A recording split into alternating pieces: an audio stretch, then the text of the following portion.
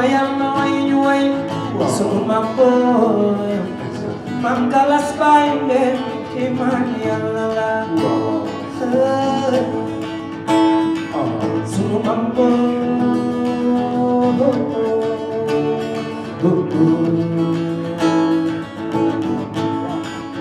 mooy sunu mam boy Sénégal njaay am nañu ndam sunu mam boy Sénégal njaay am nañu ndam ku galas di sa mam boy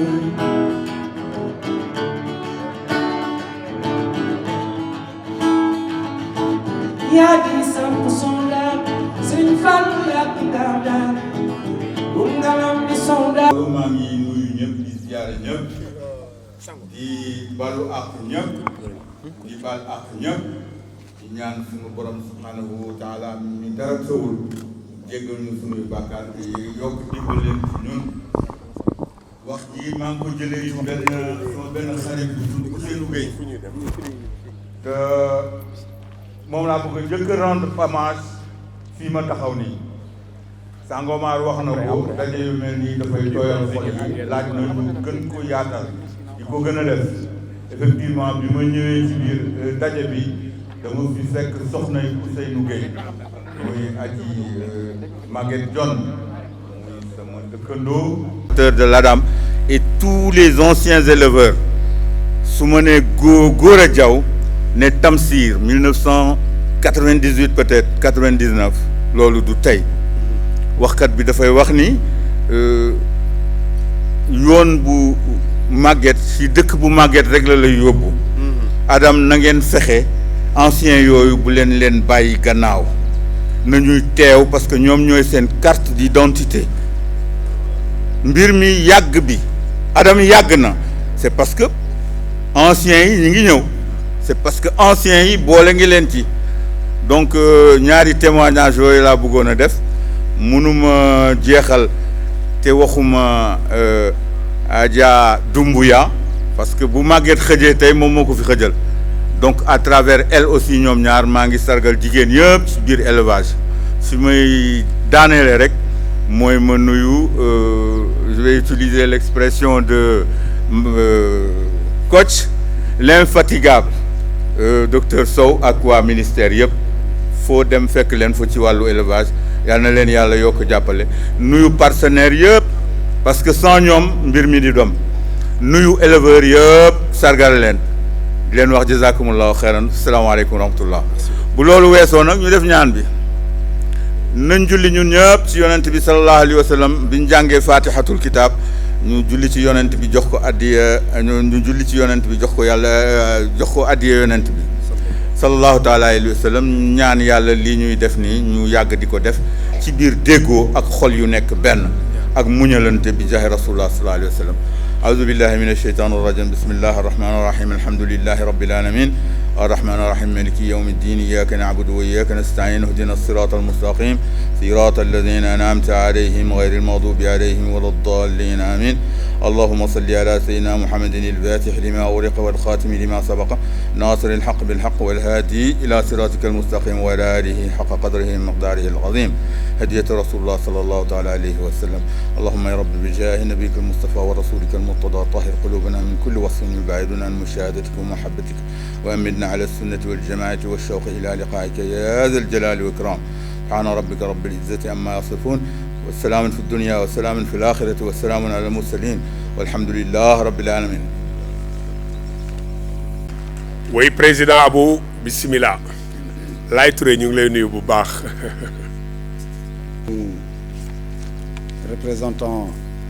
ministre de l'élevage, le directeur de l'élevage, le docteur Dame Sow ak ñi mu àndal di nuyu suñu mag yi suñu papa yi nekk fii suñu anciens yi di nuyu les présidents d'association yi fi teew di nuyu suñu mbokk yi fi représenté suñu sponsors yi di nuyu bépp éleveur bu fi toog di sant yàlla bu baax nag bi ñu amee tey jii presque 2 ans après le Saladam wala 1 an et demi ñu mën a toog fii ci salle bi di saafante wala di joxe ay trophée parce que c'était pas du tout évident yaakaar naa ni ñëpp xam nañ ko cérémonie bi ñuy def tey bi cérémonie bi nga xam ni la suñ ko daan def dañ koy def 1 mois après le Saladam pour ràññee ñi nga xam ni ñoo gagné yenn trophée yi ñi nga xam ni ñoo ñëw jàppale ñu muy entreprise yi ñi nga xam ni aussi ñoo exposé ci Saladam bi mais ñëpp xam nañ ni après Saladam 2020 bi 1 mois après ku nekk sa bopp nga taloon ñu ci sant yàlla bu baax nag bi ñu yàlla mayee ñu toog fii jàkkaarloo ak yéen ku ci nekk jàkkaarloo sa morom ñuy waxtaan di saafante di ñaan yàlla tamit ñi nga xam ni mbas mi yóbbu na leen ak ñi nga xam ni aussi dem nañu te mbas mi tamit yóbbuwu leen yàlla yërëm leen yàlla xaaral leen àjjana di ñaan aussi yàlla jëlee fi mbas bi jëlee ko ci àdduna bi yëpp te ñuy fi toog yëpp ak mboolem jullit ñu bokk ci ñu koy nettali ëllëg donc comme ni ngeen ko xamee cérémonie tey bi cérémonie la bi nga xam ni dañ fi daje avant cérémonie bi ñu daan def biir Saladam la suñ toogoon dernier jour ñu ne voilà dernier jour bi ci la ñuy joxe diplôme de participation yi ci la ñuy joxe trophée yi ci la ñuy remercier suñu sponsors yi mais ak Saladam bi nu muy màggee on s'est rendu compte que suñ ko daan def dernier jour yi dafay xaw a nekk désordre tuuti parce que ku nekk sa stand ngay tal donc suñ daan def cérémonie ñu bëri duñu ñëw mujj gi dañ doon fekk nit yi seen buntu stand sax pour jox leen seeni diplôme mais même loolu aussi ça ne marchait pas ñu xalaatoon nag li gën mooy ñu def ko cérémonie spéciale parce que éleveurs yi participer Saladam dañ leen war a sargal jox leen seen diplôme ñi nga xam ne aussi yàlla may na leen ñu gagné concours tamit dañ leen war a sargal jox leen seeni trophée suñu sponsors yi ñuy jàppale ñi nga xam ne bu dul woon du ñoom xëy na du ñu am moyen réussir Saladam bi tamit ñooñu dañ leen war a sargal wan leen ni vraiment jaajëfal leen suñu ministère de tutelle tamit naka noonu looloo waral soo leen xoolee depuis 2 ans ñu commencé décaler cérémonie bi l'année précédente l'édition précédente bu 2018 bi gis ngeen en 2019 lañ ko def cérémonie bi au Grand Théâtre ren nag ñu ñëw fii parce que loolu yëpp dañuy jël en compte Covid bi parce que fii bon c'est un centre aéré et c'est beaucoup plus facile de respecter les gestes barrières et également compte tenu aussi dëkk bi nu mu mel ni aussi aspect festif bi ñu xaw ko wàññi tuuti donc loolu waral ren ñu ñëw fii di koy def donc di leen di jaajëfal pour ne pas être trop long di leen di jaajëfal ci seen teewaay di jaajëfal ministère élevage bi nga xam ni vraiment du ñu tay si ñuy accompagner et plus précisément docteur Dame Sow bi nekk fii nekk directeur de l'élevage bi nga xam ni daf ñuy jàppale amul événement bu ñuy def te du teew amul événement bu ñuy def aussi du si def loxoom te vraiment mu ñuy jàppale si xel ak xalaat di ñuy jàppale si fànn bu nekk di jaajëfal suñuy sponsors yi toog fii tamit ñoom tamit ñëpp xam nañ ni bu loon du sponsors yi du ñu xalaat foire parce que foire dafa laaj moyen surtout que ni ngeen ko xamee Saladam ñun du ñu calculer ñun lu ñu xool d'abord na réussir lu ñu xool d'abord éleveur bi dañ ko war a jox une certaine visibilité éleveur bi dañ ko war a jox loo nga xam ni mënu ko may boppam parce que mënoon nañ ñëw bañ a def charge yu bëri dajale xaalis jënd aliment may éleveurs yi wala jënd ay ngooñ may éleveurs yi wala def leneen mais loolu éleveur bi mënal na ko boppam. Par contre nga ñëw jël un centre international indi fa éleveur bi indi toutes les télévisions du Sénégal indi toutes les radios du Sénégal woo sponsors yëpp indi les éleveurs de l'étranger indi les plus autorités du pays ñëw fexe ba plus de 20 000 visiteurs ñëw chaque jour ñuy visiter éleveurs yi loolu yaakaar naa ni c'est le meilleur cadeau qu'on puisse offrir aux éleveurs yi loolu la ñu soxla si ñun mais soxluñu si ñun ñu leen di jox ay biens matériels wala leneen donc loolu waral ñun on met le paquet si sectoriel yi on met le paquet si saladam yi loolu lay waral sax sectoriel ñun dañuy mës a déficitaire suñu xoolee li ñuy am comme recette ak li ñuy am comme li ñuy def comme dépense toujours sectoriel dañuy am ay déficit bu mag parce que dañuy bëgg foire sectorielle yi nga xam ne mooy foire départementale mu nga xam ne fi ngay jaar pour qualifier pour dem foire internationale bi dañuy bëgg mu méngoox saladam bi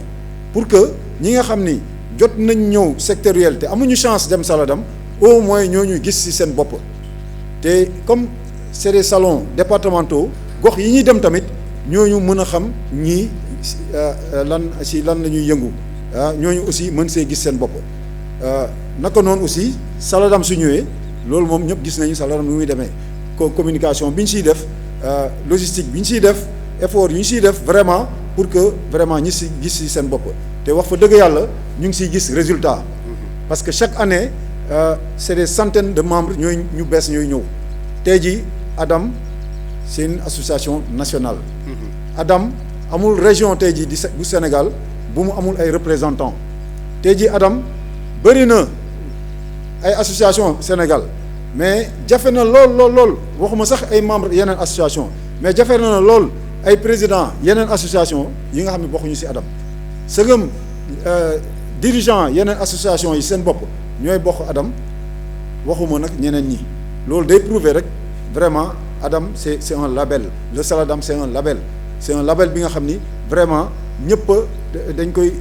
bëgg nañ ci bokk ba ci sous-région bi gis ngeen léegi ci sous-région bi am na ñuy jóge Mauritanie jóge Gambie ngir bëgg rek bokk ci Saladam bi dañuy ñëw inscrire Adam nekk ay membres loolu gis nañ ko association yi nekk ci sous-région bi yàkkamti nañu ñu invité leen ñu ñëw bokk te ils nous suivent de très près tey jii laadum bi dañ ko suivre de très près la preuve tey jii seen groupe WhatsApp yu ñuy def yëpp wala YouTube chaîne YouTube yeeg yooyu yëpp lii étranger yi di suivre moo ëpp tey jii groupe lu mel ni groupe éleveur professionnel Facebook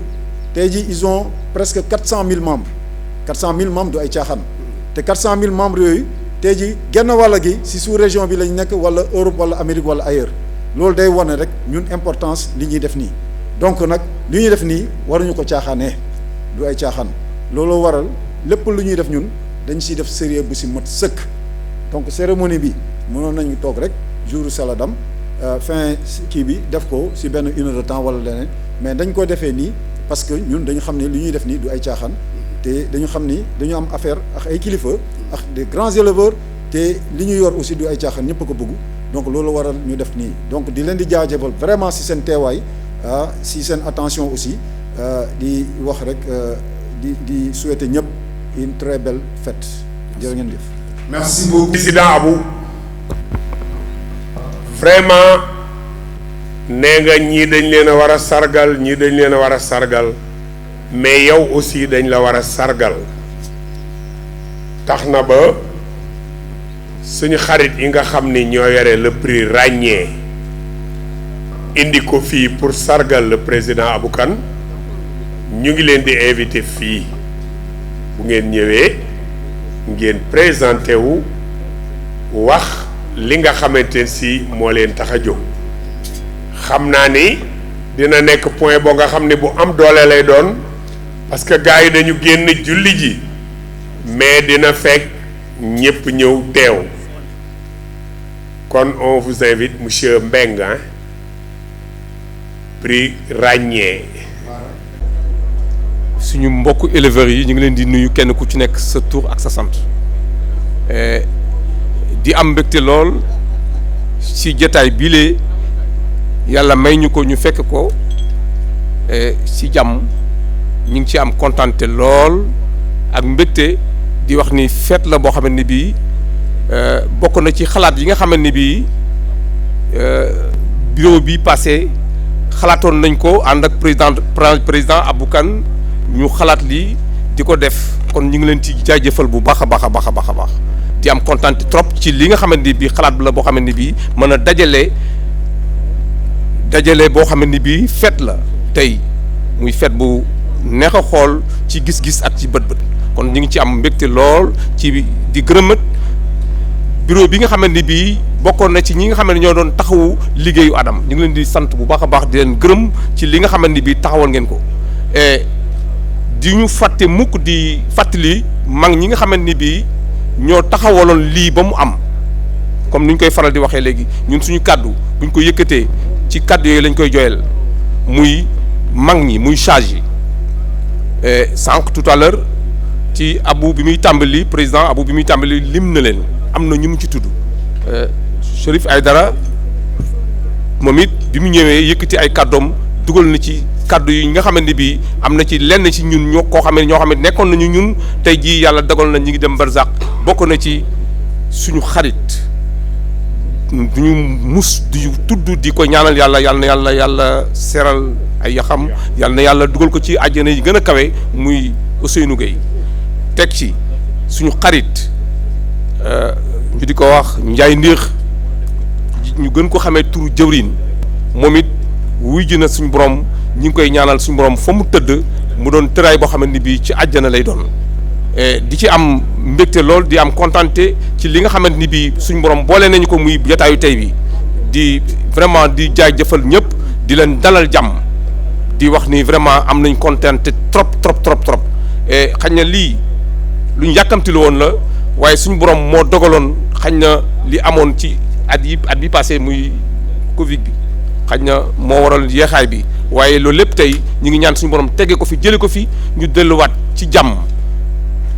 gën a mën a liggéeyaat li nga xamante ni bi mooy élevage parce que loolu rek moom mooy li nga xamante ni bii moo ñu fi taxawat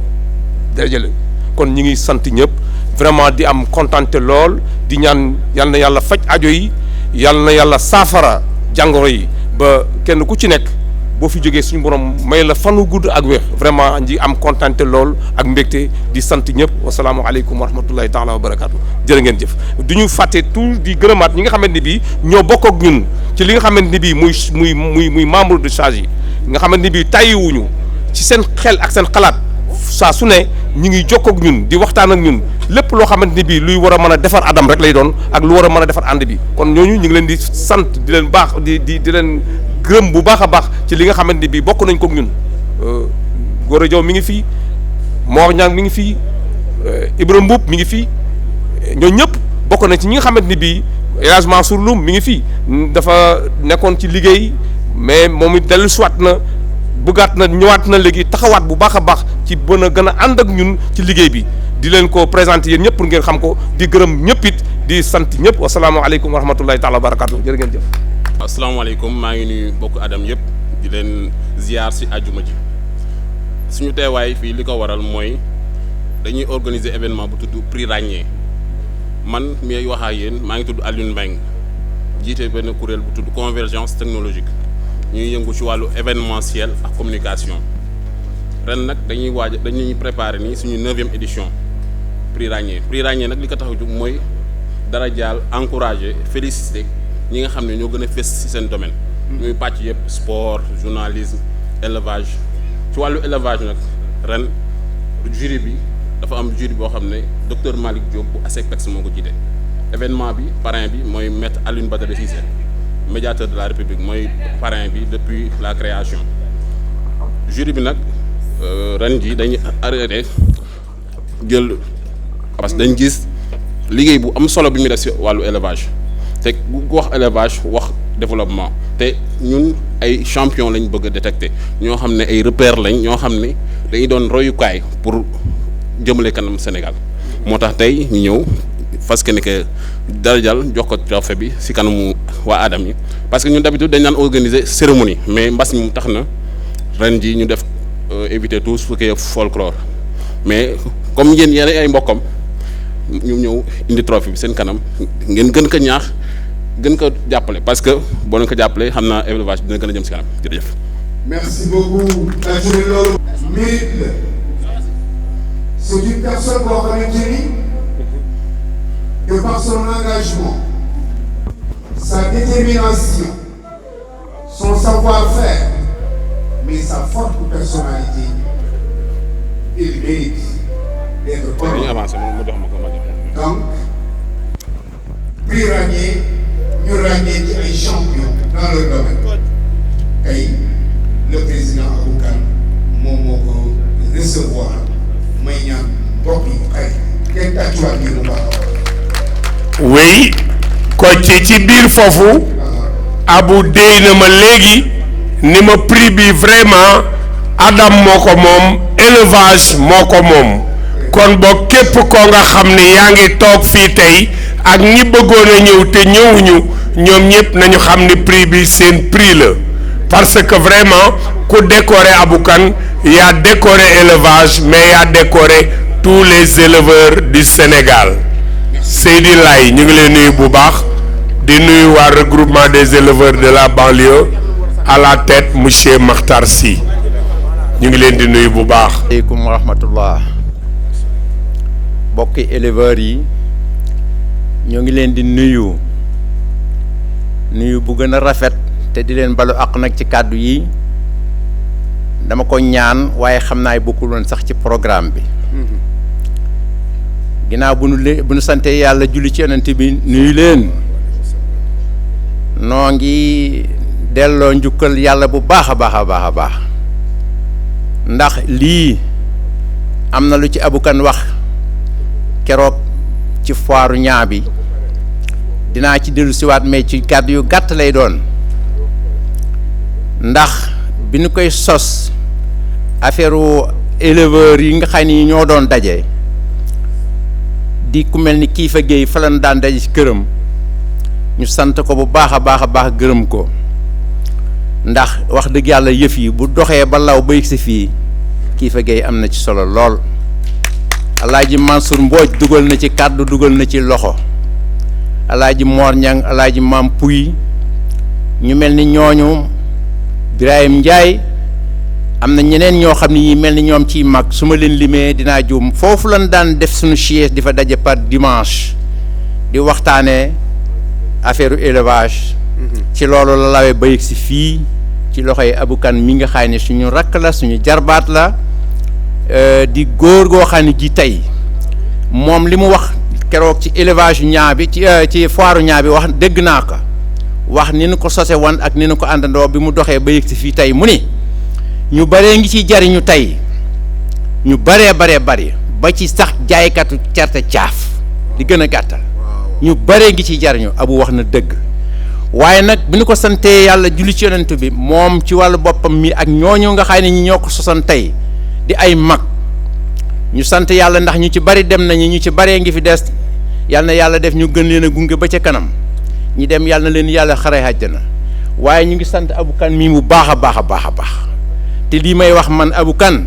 xam na ni bu ma ko waxee yàlla dong tax ma wax ko waaye du lu ma defal du lu ma yaakaar ci moom waaye nit kii da ngay wax dëgg te yàlla tax yëf yi bu doxee ba yegg si fii ak ni mu toll léegi ci ampleur ni mu waxee léegi région yëpp am ci soxla di ci dox di ci wax di ci jariñoo ba bitim réew Abou Kane mii moo tax ak ñi koy dimbali di ko jàppale te bokk moom biru bii kon mat nañoo gërëm mat nañoo sant mat nañoo ñaanal ci yàlla lii nga xay ni ñoom la ñu nekk yore ko ñu doxal ko di ko doxal ba nii nu ko waxee nu amee noonu ñu mën a nekk yàlla may leen wér ak kattan ba ñu mën koo gën a doxal ba mu gën a sax raw lii donte leen ñeneen a ngi xam ni ñoo xam ne ñi itam mën nañu seen loxo set nañu ñu ngi ko bokk ak ñoom ñu ngi leen di ñaanal loolu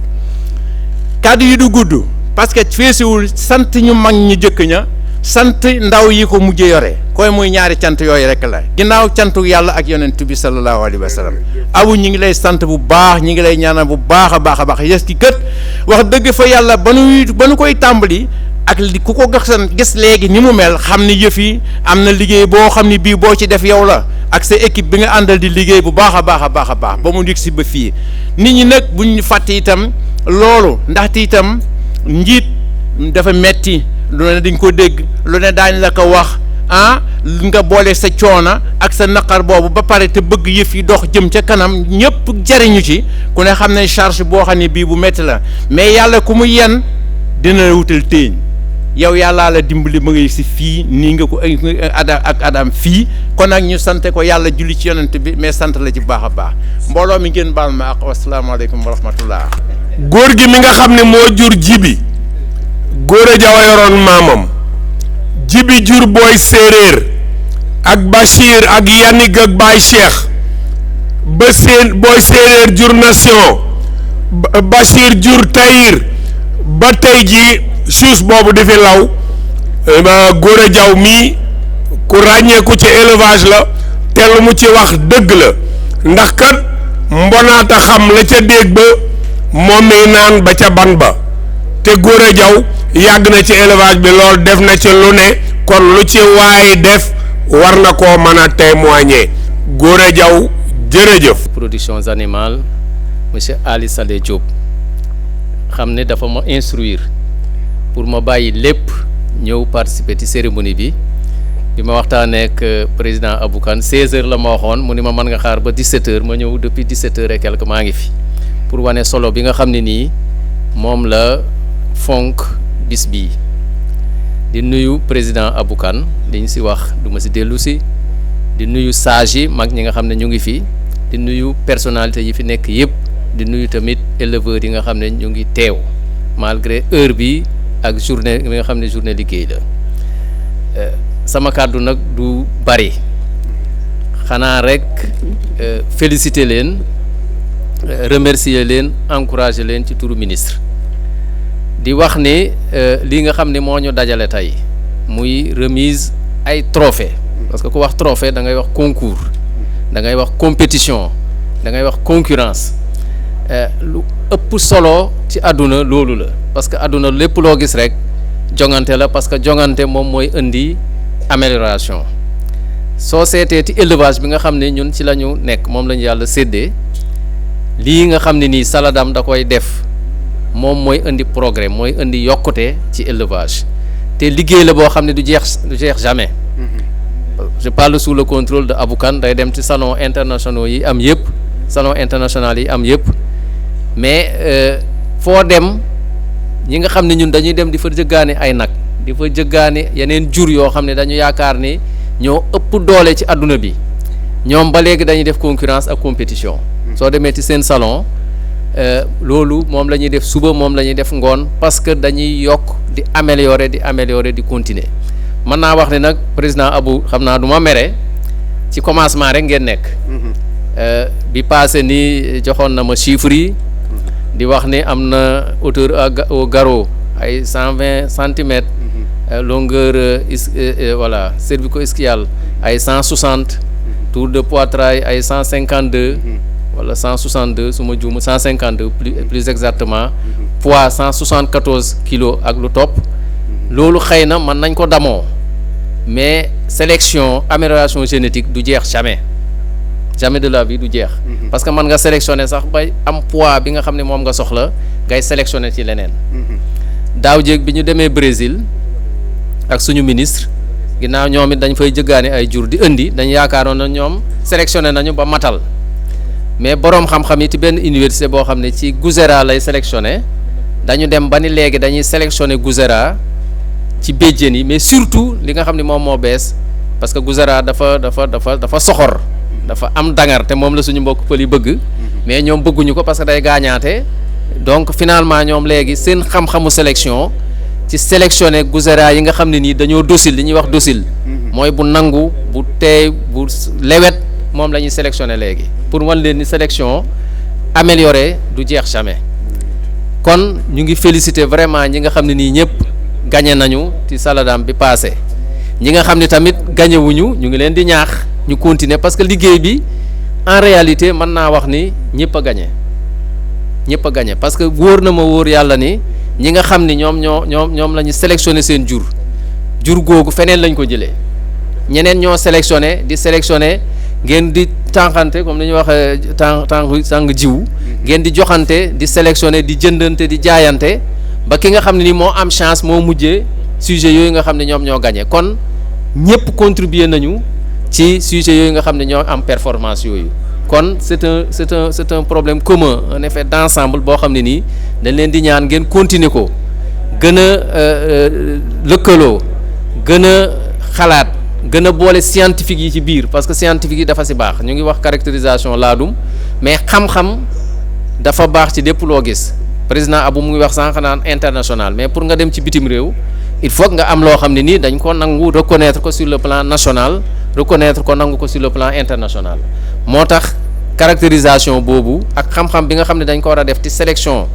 yi nga xam ne moom ngeen di liggéey depuis très longtemps te mag ñi am lu ñu si defoon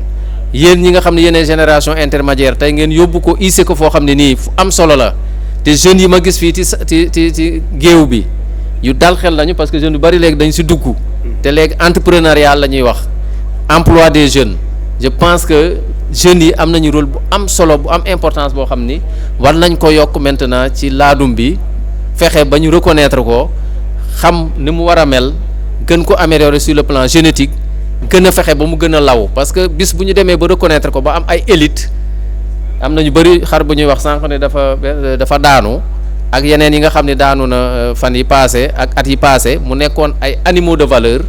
ci biir xam-xam ci biir science mën nañu dem ba soo amee benn sujet boo xam ne élite la mu jur ay junniy doom ci mën na nekk ci insémination artificielle mën na nekk ci induction ak transfert d'embryon xam-xam la yoo xam ne nii bis bu ñu demee ba yokk ko ci li nga xam ne moom ngeen di liggéey laadum performance am dina gën a law parce que sujet bu ngeen amati ñu bëri dinañ si mën a jotee ci biir Sénégal kon loolu laa amoon loo xam ne nii dama ko si wax sur le plan scientifique di leen ñaax di leen remercier di féliciter président Abou Kane aussi ci beneen trophée bi mu am léegi nii nga xam ne wax dëgg yàlla daf ko mérité ràññee la boo xam ne nii daf ko mérité Sénégal yëpp moo ko amal njukkal comme yeneen moroomam yi nga xam ne tamit ay président association nañ ku nekk yaa ngi liggéey pour jëmale réew mi kanam avec désintéressement avec abnégation ñu ngi koy ñaan yàlla may ko wér mu yàgg leen jiite yàgg leen a orienté ngeen jàpp si tamit parce que mënul def dara sans yéen kon loolu laa amoon lu ma siy sànni di leen féliciter di leen ñaan ñu fekkewaat ko ay déwén mu gën a law gën a yaatu parce que cérémonie yi ci domaine yëpp dafa war a am di gën a bari parce que mooy indi progrès ci am réew wasalaam. salaamaaleykum maa ngi nuyu ñëpp ñi fi teew seen tur ak seen sant wax ji nag tey du bëri gannaaw bi ñu sante ba pare dañuy féliciter waa Adam ci concours bu rafet bi ñuy amaloon bi ñu jógee ci loolu ñuy féliciter tamit ñi nga xamante ni ñoo doon exposé daanaka ñëpp comme ni ko directeur waxee sànq ñëpp ay vainqueur lañu donc di fàttali ni NMA ñi ngi ci seen wet di feddali seen coloré ñu ngi feddali suñu coloré NMA mi ngi ci gannaaw éleveurs yi te duñu jóg ci di leen jàppale ñi ngi ci seen ginnaaw daal ñi ngi ci seen ginnaaw te nu ñuy def comme ni ko Abou waxee woon la dernière fois ci foiru Pikine bi pour mu gën a jàppandi ci ñëpp ku nekk mën ci gis boppam muy ñun muy yéen ci qualité ci prix incha allahu rabbi loolu mooy nekk suñu mbébét te yaakaar naa ñi ngi ci kawam jërëjëf maa ngi nuyu ñëpp di baal wax ñëpp. ténor laadum ak xont TRG ak mix énergie ak super laadum mbote ténor super laadum aussi am na fa li yaakaar naa ni aliment yooyu ñëpp ràññee nañu ko ci baax goo nga xam ni baax na ko ci sunu laadum yi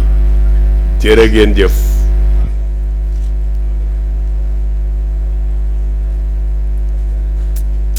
Voilà, merci beaucoup. ñu ngi jox kàddu gi. mooy trophée waa NMA muy lu rëy NMA nag yàgg ak Adam lool yàgg ak élevage lool ñuy ñaanal Ahmed Amar le DG fondateur yal na ko yàlla yërëm fa mu tëdd yal na ko gënal fi mu jóge ci barke yonent yàlla Muhammad sallallahu alayhi wa sallam may nuyu bu baax. asalaamualeykum mbooloo mi ñu ngi leen di gërëm di leen sant di commencer sant bi par le directeur de l'élevage monsieur Sow di nuyu président Adam monsieur Kane Abou Kane di feddale suñu kóllëre ci mbooloo mi ci éleveurs yu Sénégal yëpp donc Grand Moulin de Dakar daf fi ñëw tey pour renouveler son partenariat avec les éleveurs en tout cas kontaan nañ ci teew fii suñu teew lu war la woon donc on a une relation particulière bu ñu lié ak Adam moo tax tey ñu ñëw fi jërë ngeen jëf wasalaam merci. merci. merci. Grand Moulin de Dakar nag bu ñu koy wax dañuy wax le doyen des minoteries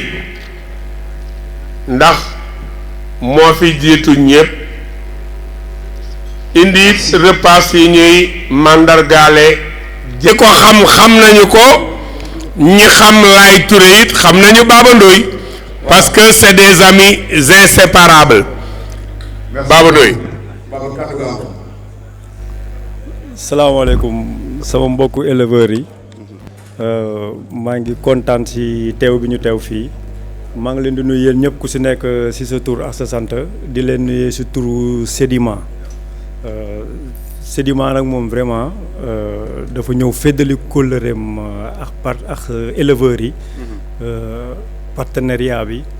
ak éleveurs yi vraiment ñu ngi rafetlu innovation bi di sant bu baax quoi di ñaan yàlla defar lépp mottali lépp feebar bii nga xamante ne moo fi nekk di Covid bi di ñaan yàlla jëlee ko fi ba yi nekk sunu kanam ñu mën ko tàmbali mën ko yeggali ci darajay Seydina Mohamed. waaw di produit Sedima bi nag comme li leen ko waxee rek partenaire la ak éleveurs yi. produit de qualité la. produit bu ñu defar la ba nga xamante ne nii jur gi vraiment mën nañ ci dund sans problème gis ci seen bopp éleveurs yi mën ci gis ci seen bopp ci côté prix Sedima daal dafa nekk di defar qualité nekk partenaire ak éleveurs yi ñun Sedima éleveurs yi lañ fi nekkal ñu ngi leen di jaajëfal bu baax a baax.